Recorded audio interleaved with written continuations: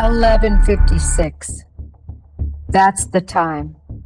That's the time Annie and Tommaso went to check on their mother Nancy after receiving a call from fellow church watchers, friends that gathered with Nancy on Sundays to watch church after COVID, and she didn't want to go to church anymore.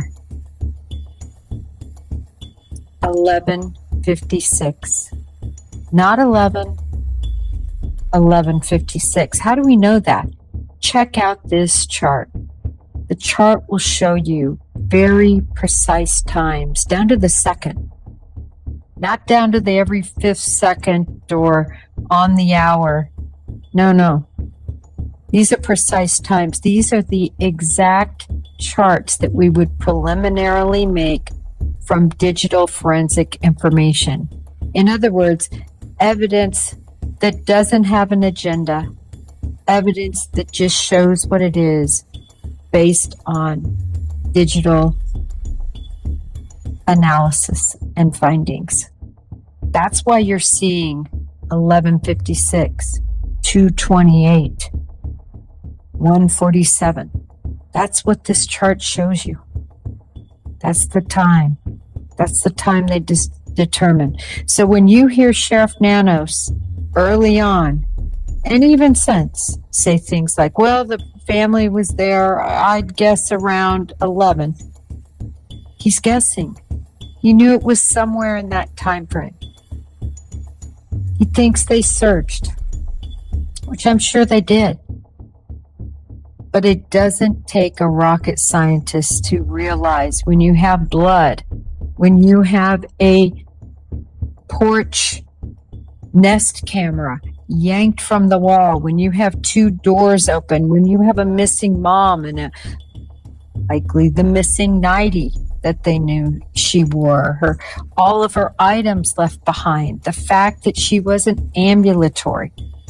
They knew something was very wrong, and it didn't take a long period of time, and that's why post haste they reached out and called 911. And then after that, tried to contact hospitals, got a hold of Savannah, on the phone with her once they knew it was serious. It all makes sense if you look at what the facts are and not what people are saying based on speculation, including Sheriff Nanos.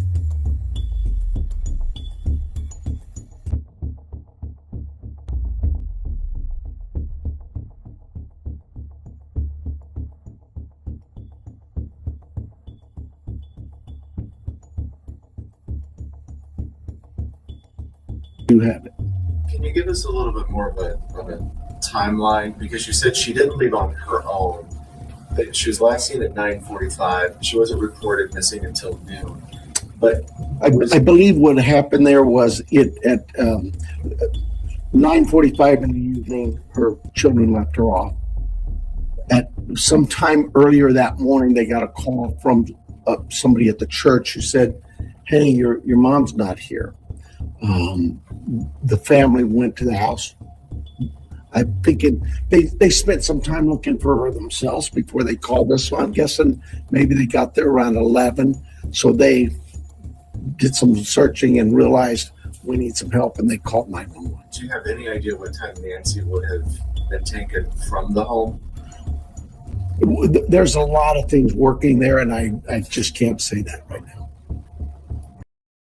Morning, everybody, and welcome.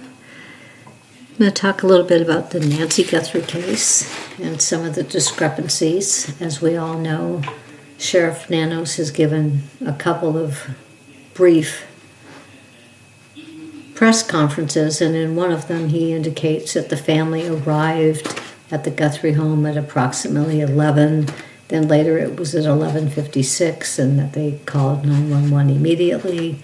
But there's just been so many issues that there's discrepancies with. And they start with him and what he has stated in the very first 2 press conferences. That's what started leading to so many people wondering what was really going on. But now we have a point where a sworn officer steps forward during an active investigation, and he delivers a statement that clashes with everything the Guthrie family has already confirmed. It doesn't just raise eyebrows, it shakes the ground beneath this case. Because in moments like this, you have to ask yourself, was he speaking truth or serving politics? And now, suddenly, he retracts it. I understand why, but the real question cuts deeper. Why is anyone with inside knowledge leaking any information whatsoever? That alone should send a chill through this entire community. Are the people sworn to uphold their oath actually honoring it in Pima County? Because once information slips out, it becomes hearsay, distorted, twisted, unreliable. And every leak doesn't just cloud the truth, it damages Nancy's case and erodes public trust in the very department meant to protect her. And it forces a darker question into the room, one nobody wants to say out loud. Could politics be tied to Nancy's abduction? It sounds unthinkable, but history is full of many unthinkable things. Something the FBI may need to look at very closely.